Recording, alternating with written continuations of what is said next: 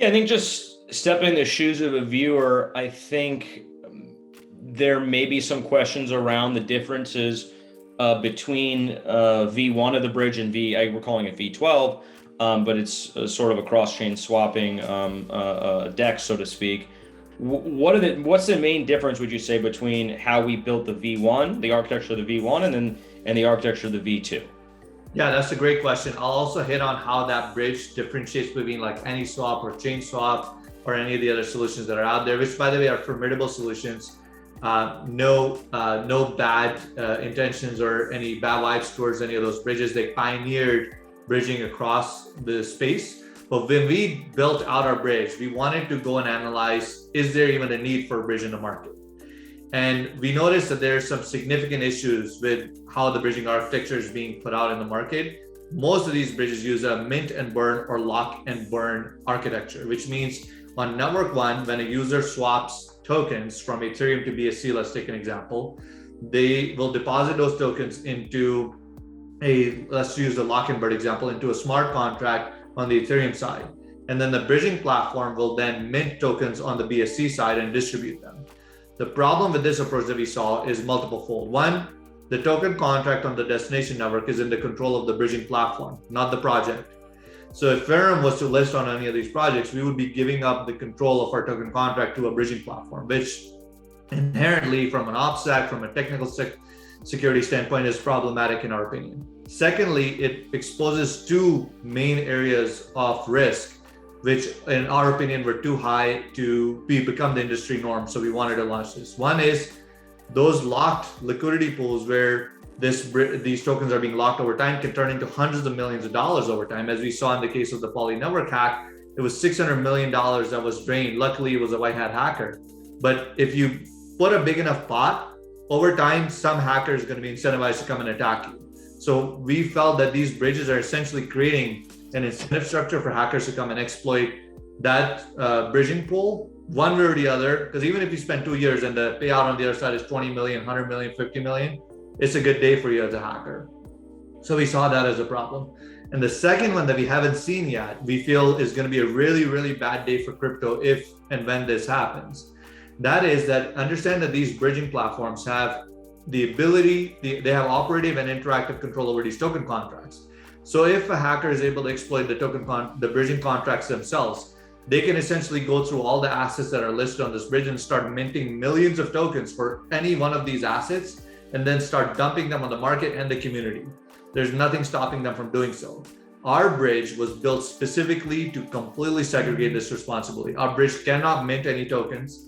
It does not hold excessive amount of token liquidity into the bridging platform. So that is V1 of the bridge. By itself, it solves those two security issues, and it allows you to swap any X token on network one for the same X token on network two mapped one-to-one, while separating the token contract responsibility from it specifically. So even if our bridge does get hacked, you cannot mint tokens, and you can only extract a limited amount of liquidity, typically the daily volume only. So not hundreds of millions of dollars, just the volume that would have been at that point. I'm not saying it will get hacked, but we've thought about, even in the worst case scenario, how do you limit that risk? So that's a high level overview of what our bridge V1 is. Perfect. Thank you. I think I was surprised to find that some of our governance committee members, who are the most informed and tuned, weren't actually aware of those architectural differences and the security benefits of the way we designed our bridge. So I think it's really great that you touched on that and explained that in a very clear manner. So thank you. But I think the next question obviously is the V1.2, the version 2, essentially. How does that differ from the version 1 with respect to the architecture? Yeah, that's a great question. So it takes on what we built with V1 and builds on top of it.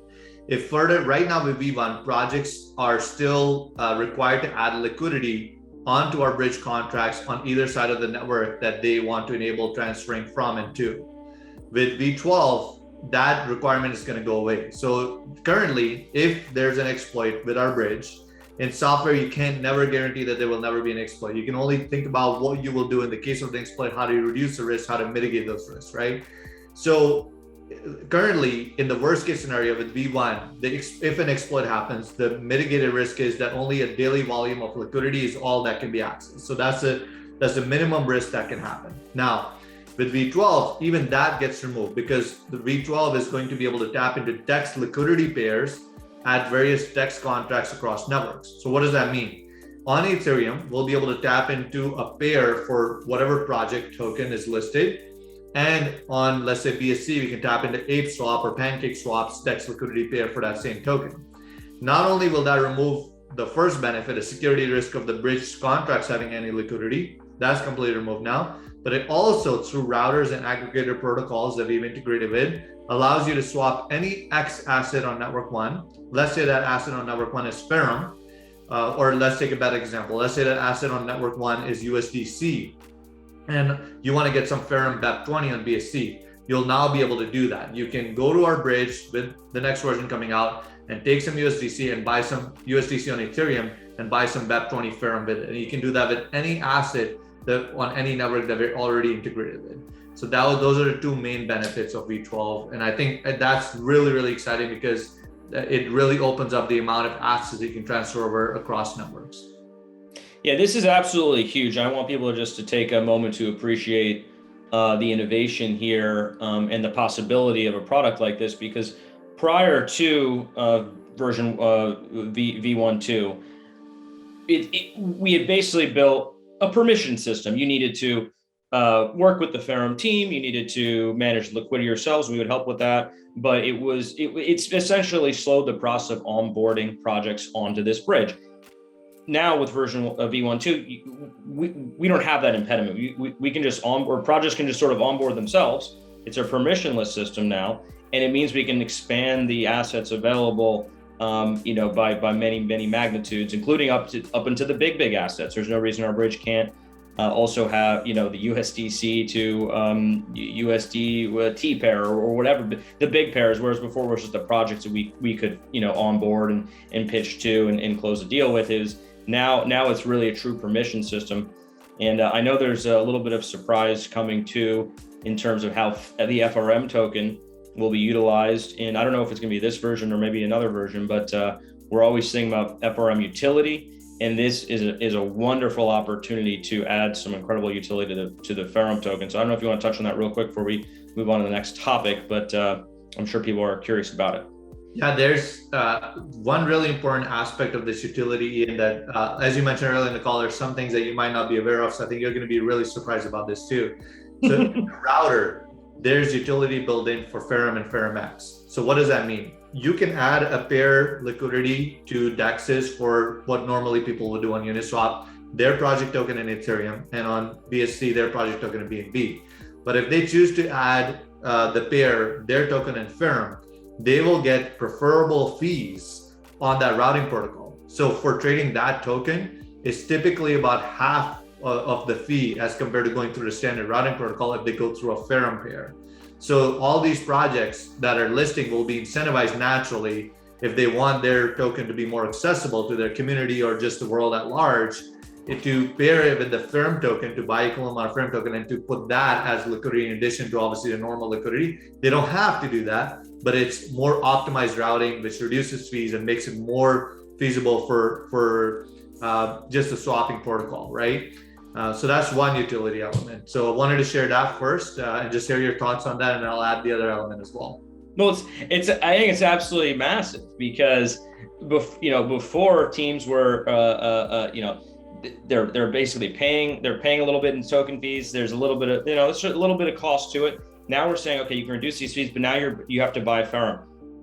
Our B2B businesses have always been incredibly successful, but the challenge had been, how do we integrate the FRM token and add utility to the FRM token but when we onboard a new client to one of our products? So we will have solved that problem with this new system.